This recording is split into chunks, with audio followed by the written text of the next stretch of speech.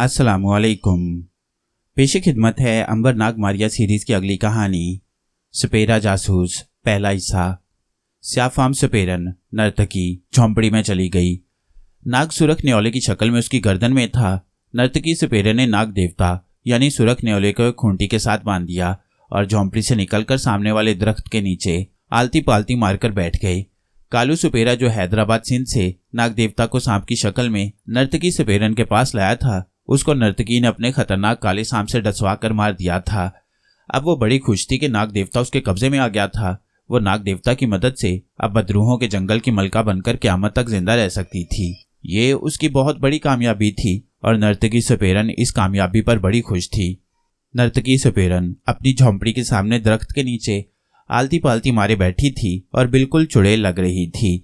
नाग झोंपड़ी के अंदर लाल न्योले की शक्ल में बंदा खामोश बैठा था। नाग की याददाश्त कायम थी। उसे मालूम था कि मैं नाग देवता हूं, मगर मुसीबत यह थी कि ना तो उसके जिस्म से नाग देवता की खुशबू उठ रही थी और ना वो सांपों की जुबान में बात कर सकता था। मगर दूसरा न्योला झोंपड़ी के बाहर बंधा हुआ था। जब सूरज डूब गया और इस सुनसान इलाके में आहिस्ता आहिस्ता अंधेरा छा गया तो काली सपेरन नर्तकी दरख्त के नीचे से उठी और रेत के टीलों की तरफ चलने लगी। इस सपेरन की खुराक सिर्फ सांप थे। वह रोजाना शाम के वक्त एक सांप खाती थी। इस वक्त उसे भूख महसूस होने लगी थी और वो सांप की तलाश में रेत के टीले की तरफ जा रही थी। बीन उसके गले में लटक रही थी। रेत के टीले के पास कीकर के दरख्त थे। सपेरन नर्तकी दरख्तों के नीचे बैठ गई और बीन बजानी शुरू कर दी। बीन की आवाज सुनकर रेत के अंदर से एक नसवारी रंग का जहरीला सांप निकलकर सपेरन के सामने फन खोलकर बैठ गया। सपेरन ने बीन बजानी तेज कर दी। सांप बीन की आवाज पर झूमने लगा। जब सांप रक्स करते करते थक गया तो सपेरन नर्तकी ने हाथ आगे बढ़ाकर सांप को पकड़ना चाहा। नसवारी सांप ने सपेरन के हाथ पर डस दिया, मगर सपेरन का तो सारा बदन खुद सांप का जहर बन चुका था। उस पर तो सांप के जहर का कोई असर न हुआ, मगर सपेरन के खून के जहर के असर से सांप पर गशी तारी हो गई। सपेरन नर्तकी ने कहका लगाया और नसवारी सांप को पकड़कर उठाया। जोर से एक झटका दिया और उसकी सिरी अपने मुंह में डालकर दांतों से काट डाली और चबा चबा कर खाने लगी। वो सारा सांप खा गई। सांप को खाने के बाद सपेरन नर्तकी पर नशा सा तारी हो गया। वो उठी और डगमगाती हुई अपनी झोंपड़ी में आकर गिर पड़ी। हर बार सांप खाने के बाद सपेरन नर्तकी पर सारी रात जहर का नशा रहता था और वो गहरी नींद सोई रहती थी। सुबह को उसे होश आता था।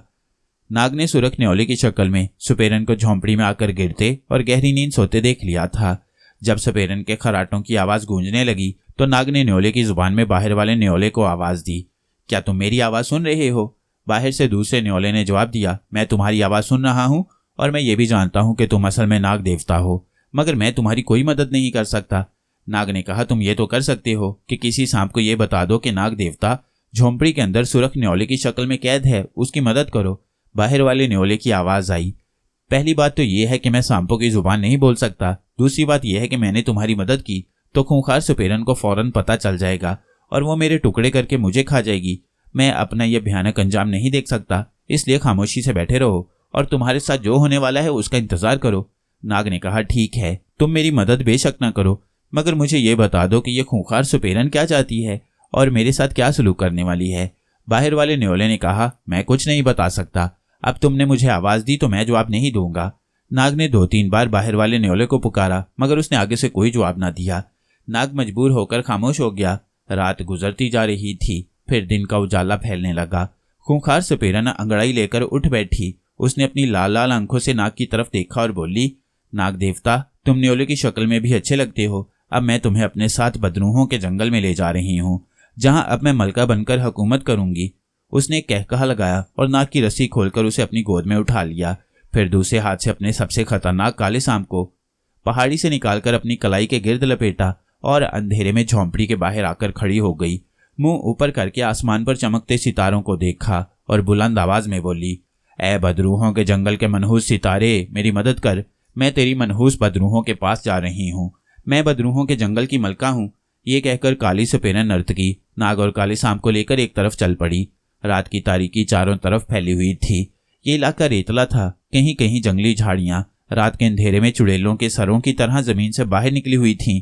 काली सपेरन चलती चलती एक टूटी फूटी चारदीवारी के पास आ गई। इस चारदीवारी के अंदर हिंदू लोग अपने मुर्दों की चिता को रखकर जलाते थे। खूंखार काली सपेरन नर्तकी शमशान में दाखिल हो गई।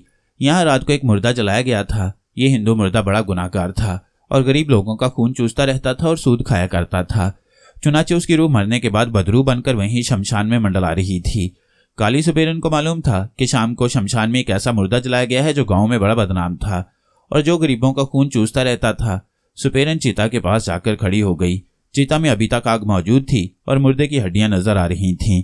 सुपेरन ने जल्दी से हाथ बढ़ाकर गुनाहगार मुर्दे की एक हड्डी उठा ली। इतने में मुर्दे की बदरू सुपेरन को चिमट गई और डरावनी आवाज में बोली, ऐ सुपेरन, तू भी मेरी तरह गुनाहगार कातिल औरत है। मैं अब तुझे उस वक्त तक नहीं छोड़ूंगी जब तक कि मैं तुम्हारा खून नहीं चूस जाऊंगी।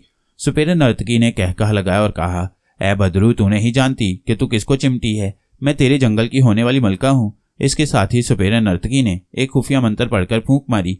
बदरू चीख मारकर सुपेरन से अलग हो गई और बोली, ऐ बदरूहों की महारानी, मुझे मुआफ कर दे, मुझसे गलती हो गई। सुपेरन नर्तकी ने कहकहा लगाकर कहा, अब मेरे रास्ते से हट जा। मैं बदरूहों के जंगल में जा रही हूँ, जहाँ बदरूहों की हुकूमत है और जहाँ तू भी चिता की आग ठंडी होने के बाद पहुंच जाएगी। ये कहकर सुपेरन नर्तकी ने मुर्दे की गरम गरम हड्डी जोर से चिता के चबूतरे पर मारी। हड्डी चबूतरे को लगी तो वहां एक शगाफ पड़ गया। सुपेरन शगाफ के अंधेरे में उतर गई। चूंकि वो खुद एक गुनाहगार कातिल औरत थी और मरने के बाद उसे भी एक बदरू बनना था, इसलिए वो अंधेरे में सब कुछ देख सकती थी। शगाफ के अंदर एक सुरंग जमीन के अंदर जा रही थी। सुपेरन सुरंग में उतरती चली गई। कुछ दूर चलने के बाद आगे एक औरत की ड्राउनी शक्ल वाली मूर्ति पत्थर पर लगी हुई थी। इस मूर्ति की जुबान बाहर लटक रही थी। सुपेरन ने मूर्ति की तरफ देखकर कहा, बदरूहों की देवी, मैं नाग देवता को काबू करके ले आई हूँ। अब अपना वादा पूरा कर, नाग देवता कबूल कर और मुझे बदरूहों की जंगल की मलका बना दे और महारानी की ताकत दे। ड्राउनी मूर्ति अपनी जगह से 2 बार दाएं बाएं हिली। फिर उसकी जुबान में हरकत पैदा हुई और आवाज आई, नर्तकी सुपेरन, मैं सुपेरन देख रही हूँ कि तेरी गोद में नाग देवता सुरख न्योले की शक्ल में मौजूद है। इस न्योले नाग देवता को मेरे मुंह में डाल दे, फिर मैं तुम्हें बदरूहों के जंगल की मलका बना दूंगी। सुपेरन नर्तकी ने नाग देवता को फौरन मूर्ति के मुंह में डाल दिया।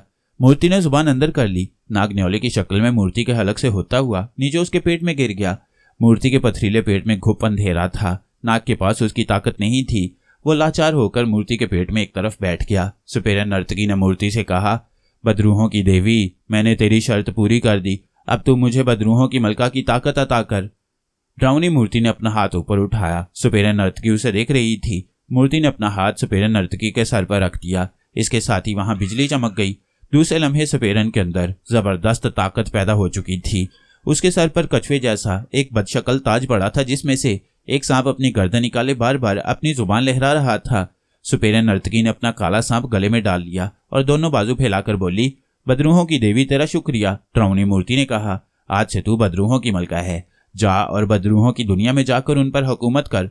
तू क़यामत तक उन पर हुकूमत करेगी। सुपेरन नर्तकी ने अपना स्याह हाथ अपने सीने पर रखा और गायब हो गई। जब वो दोबारा जाहिर हुई तो बदरूहों की दुनिया के महल में थी। वो मगरमच्छ जैसी शक्ल वाले तख्त पर बैठी थी। बदरूह कनीजें उसके आगे हाथ बांधे खड़ी थीं। एक बदरूह कनीज ने झुककर कहा, बदरूहों की जंगल की दुनिया में नई मलका नर्तकी का आना मुबारक हो। बाकी सारी कनीजों ने भी बदरूहों की नई मलका नर्तकी को झुककर सलाम किया और कहा, महारानी, आज से इस जंगल की तमाम बदरूहें तुम्हारे हुक्म पर चलेंगी। सुपेरन नर्तकी ने ताली बजाकर कहा, बदरूहों के यमदूत को हाजिर करो। उसी वक्त बदरूहों का यमदूत हाजिर हो गया। ये यमदूत गुनाहगार बदरूहों की मौत का फरिश्ता था और गुनाहगार लोगों की जान कब्ज करता था और उन्हें बदरू बनाता था। सुपेरन ने कहा, यमदूत, मैं बदरूहों की महारानी हूँ, अब तू मेरा गुलाम है। यमदूत ने हाथ बांधकर कहा, मैं तुम्हारा गुलाम हूँ महारानी। इस जंगल की सारी बदरूहें तेरी गुलाम है। तू मुझे जिसकी जान निकालने का हुक्म देगी, मैं फौरन उसकी जान निकाल कर ले आऊंगा। सुपेरन नर्तकी ने खुश होकर कहा, शाबाश, जाओ और आज रात मेरे महारानी बनने की खुशी में जश्न मनाओ। इधर जश्न की तैयारियां हो रही थी और उधर सुरंग वाली ड्राउनी मूर्ति के पेट में नाग सुरख न्योले की शक्ल में खामोश बैठा सोच रहा था कि उसे अब क्या करना चाहिए। उसकी ताकत खत्म हो चुकी थी। वो किसी को अपनी मदद के लिए भी नहीं बुला सकता था। मूर्ति पत्थर बन गई थी। नाग मूर्ति के पेट के अंधेरे में पड़ा था। इसी तरह 4-5 दिन गुजर गए। किसी तरफ से नाग को कोई आवाज ना आई। सुरंग में से भी कोई ना गुजरा। मूर्ति भी पत्थर की तरह खामोश थी। मारिया की सारी याददाश्त वापस आ गई थी, मगर उसकी ताकत अभी वापस नहीं आई थी। मारिया को सब कुछ याद आ गया था कि वो कैसे थ्यूसोंग और जूली सोंग और नाग से जुदा होकर यहाँ पहुंच गई थी।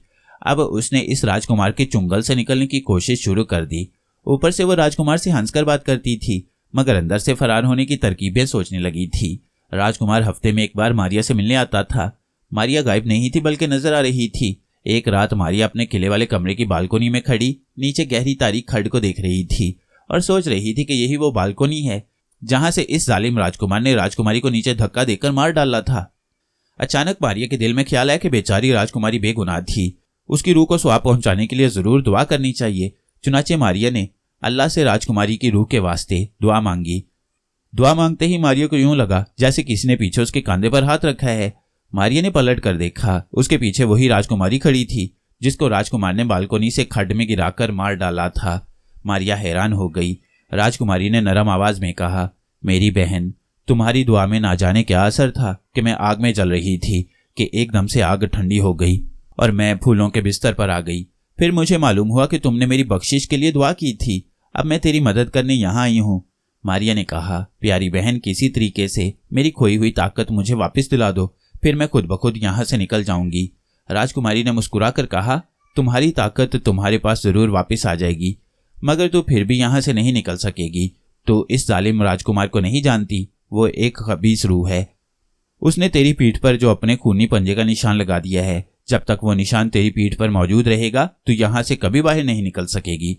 मारिया ने बेचैन होकर कहा, तो फिर कुछ करो कि इस खूनी निशान से मुझे निजात मिले। राजकुमारी बोली, मेरे साथ आओ। राजकुमारी मारिया को साथ लेकर किले के बाग में आ गई। बाग में अंधेरा था। अंधेरे में दोनों अच्छी तरह से देख रही थीं। बाग के एक कोने में एक आम के दरख्त के नीचे एक छोटी सी बावली थी जिसमें पानी भरा हुआ था। राजकुमारी ने कहा, मारिया बहन, कल पूरे चांद की रात है। कल आधी रात के बाद इस बावली पर आना। यहाँ तुम्हें एक आदमी की लाश तैरती हुई मिलेगी। वो तुम्हें कहेगी कि मेरा हाथ पकड़कर बाहर निकालो। तुम उसका हाथ पकड़ लेना। लाश तुम्हें पानी में खींचकर नीचे ले जाएगी। जब तुम पानी में गोता खाकर बाहर निकलोगी तो तुम्हारी ताकत भी वापस आ गई होगी और तुम्हें इस मनहूस किले से निजात भी मिल जाएगी। मारिया ने पूछा, फिर मैं कहाँ होंगी? क्या मैं अंबर नाग, केटी और थ्यूसोंग जुलीसोंग से मिल सकूंगी? राजकुमारी ने कहा, तुम आज के ज़माने से निकलकर वादिया सिंध के ज़माने में पहुंच जाओगी। इससे आगे मैं तुम्हें कुछ नहीं बता सकती। बस जितना बताना था बता दिया। अब मैं जाती हूँ। और राजकुमारी गायब हो गई। दूसरे दिन रात को मारिया बालकोनी में आ गई। आसमान पर पूरा चांद निकला हुआ था। हर तरफ पहाड़ियों और जंगल में चांदनी फैली हुई थी। मारिया ने जब महसूस किया कि रात आधी से ज्यादा गुजर गई है तो वो मनहूस किले से निकली और बावली पर आ गई। क्या देखती है कि बावली के पानी में एक आदमी की सफेद लाश तैर रही थी। लाश ने मारिया को देखा तो आवाज दी, मुझे यहाँ से बाहर निकालो, मैं डूब रहा हूँ। मारिया ने नीचे झुककर लाश की तरफ अपना हाथ बढ़ाया। लाश ने मारिया के हाथ को पकड़कर खींच लिया और पानी के नीचे ले जाकर छोड़ दिया। मारिया को गोता आ गया। वो जब हाथ पांव चलाती पानी से बाहर निकली तो क्या देखती है कि आसमान पर सूरज चमक रहा है। उसके चारों तरफ रेत के टीले और कहीं कहीं कीकर के दरख्तों के झुंड हैं। राजकुमारी ने कहा था कि तुम वादिया सिंध में निकल जाओगी और मनहूस किले से भी निजात हासिल कर लोगी। ऐसा ही हुआ था। वहां ना वो मनहूस सर्द पुरस्कार किला था और ना समुंदर। इसकी जगह चारों तरफ खुश्क रेतला मैदान था और धूप निकली हुई थी। मारिया ने अपने जिस्म को देखा, वो गायब थी, नजर नहीं आ रही थी। मारिया की ताकत वापस आ चुकी थी। उसने खुदा का शुक्र अदा किया। अब उसे अपने दोस्तों अंबर नाग, केटी जुलीसोंग और थ्यूसोंग की तलाश थी। वो बंजर मैदान में दरख्तों के एक झुंड की तरफ चल पड़ी। उसने अपनी वापस आई हुई ताकत को आजमाने के लिए जमीन पर से उछलकर हवा में तैरना शुरू कर दिया। उसने फिजा में सूंघा। वहां किसी तरफ से भी अंबर नाग, केटी या जुलीसोंग और थ्यूसोंग की खुशबू नहीं आ रही थी। फिर भी मारिया उनकी तलाश में आगे बढ़ती गई। सबसे पहले मारिया ये मालूम करना चाहती थी कि ये कौन सा जमाना है। क्या वो 3000 साल पुराने जमाने में ही है या उसके आगे के जमाने में निकल आई है। मारिया को दरख्तों के झुंड के पीछे एक कच्ची सड़क नजर आई। सड़क के किनारे बिजली के खंभे लगे हुए थे। ये बिजली के तारों के खंभे थे। मारिया फौरन समझ गई कि वो मॉडर्न साइंस के जमाने में निकल आई थी। बिजली के खंभों को वो पहचानती थी क्योंकि वो इससे पहले भी सन 1980 में मॉडर्न जमाने के शहर लाहौर आ चुकी थी। उसने एक मस्जिद देखी तो उसे यकीन हो गया कि वो सन 1980 या सन 1989 के ज़माने के पाकिस्तान में आ गई है। वो सड़क पर उतर आई। इतने में एक बस गर्द उड़ाती गुजर गई। मारिया ने उसके ऊपर उड़ना शुरू कर दिया। कुछ मील के बाद एक खंबे के बाहर बस रुक गई। यहाँ एक दफ्तर के ऊपर पाकिस्तान का झंडा लहरा रहा था। यह म्यूनसिपल कमेटी का दफ्तर था। मारिया ने एक बोर्ड पर पाकिस्तान और मजदूर का नाम लिखा हुआ देखा।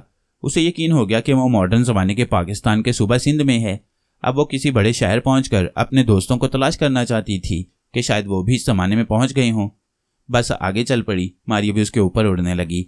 बस एक सहराई इलाके से गुजरने के बाद एक मैदान में आ गई जहां कहीं कहीं खजूरों के दरख्त थे। बस एक छोटी सी झील के करीब से गुजर गई। अचानक मारिया को सड़क के दरमियान एक कटा हुआ दरख्त पड़ा नजर आया। बस के ड्राइवर ने भी ये दरख्त देख लिया था। उसने जल्दी से ब्रेक लगा दी और बस को वापस मोड़ने लगा। वो जानता था कि यह दरख्त डाकुओं ने डाला हुआ है। इतनी देर में बंदूक का फायर हुआ और 6-7 डाकू, जिन्होंने अपने चेहरे छुपा रखे थे बंदूकें ताने, सड़क के किनारे दरख्तों से निकलकर सामने आ गए और उन्होंने बस को घेरे में ले लिया। उनके सरदार डाकू ने बंदूक का फायर करके कहा, सारे मुसाफिर बाहर निकल आओ। मुसाफिर डरे और सहमे हुए थे। इस सड़क पर अक्सर डाके पड़ते रहते थे। जो मुसाफिर डाकुओं का मुकाबला करने की कोशिश करता, डाकू उसे गोलियों से भून डालते थे।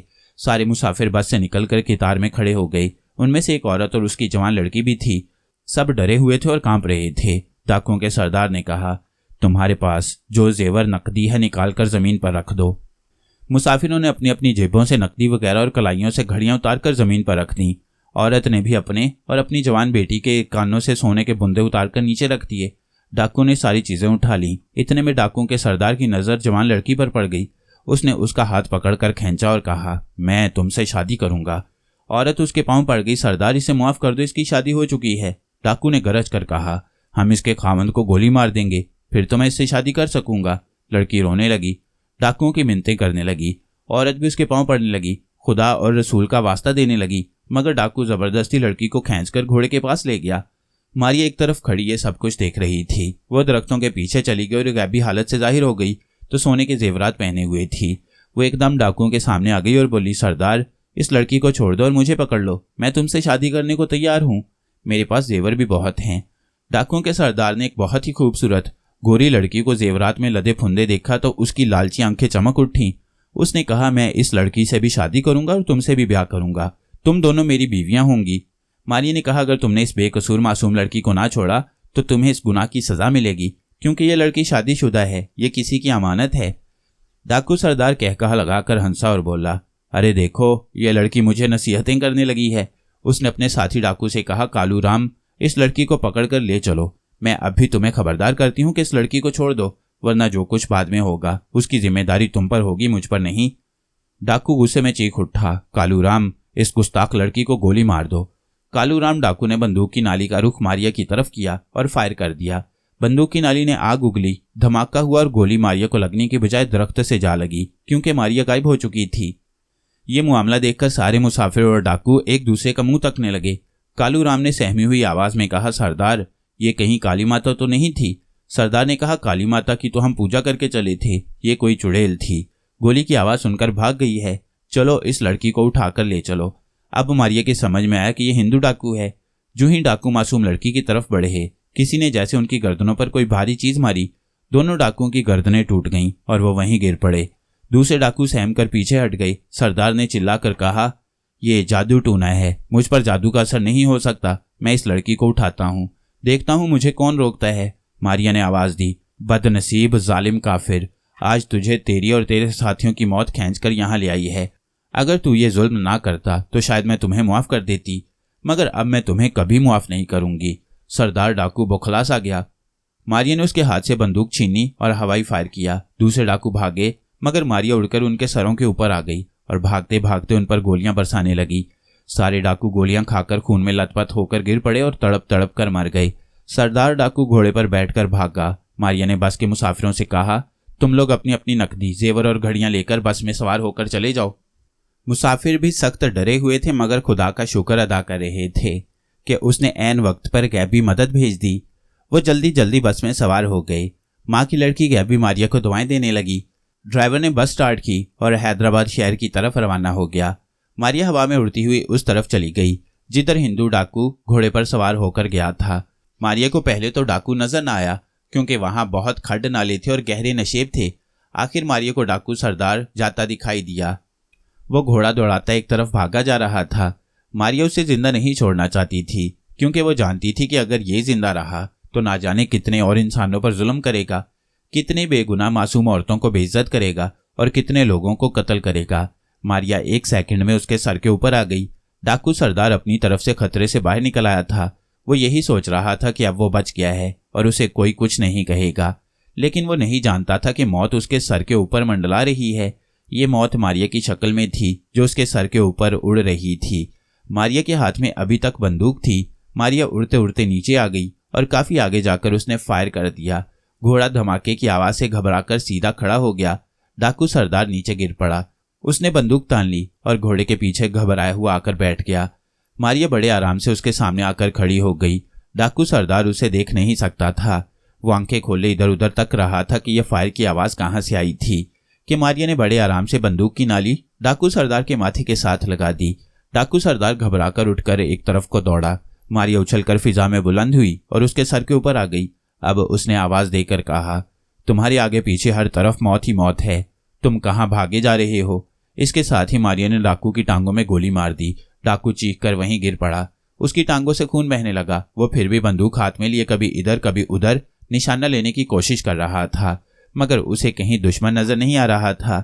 मैं तुम्हारी आखिरी ख्वाहिश पूरी नहीं करूंगी, इसलिए यहां से सीधा जहन्नुम में चले जाओ, क्योंकि तुम्हारे जुल्म सितम का यही इंजाम होना चाहिए। और मारिया ने हिंदू डाकू के दिल के ऐन ऊपर बंदूक की नाली लाकर फायर कर दिया। धमाका हुआ। नाली से गोली निकलकर हिंदू डाकू के सीने को फाड़ती हुई दूसरी तरफ निकल गई। डाकू खून में नहाकर नीचे गिरा और उसी वक्त मर गया। मारिया नीचे जमीन पर आ गई। उसने झुककर जालिम डाकू की लाश को देखा। वो खत्म हो चुका था। मारिया ने बंदूक उसके ऊपर फेंकी और चारों तरफ देखा कि अब उसे किस तरफ चलना चाहिए। वो हैदराबाद जाने वाली सड़क से काफी दूर जंगल में अंदर की तरफ निकल आई थी। वो उस तरफ चल पड़ी जिस तरफ सूरज मिट्टी के ऊंचे नीचे टीलों के पीछे गरूब हो रहा था।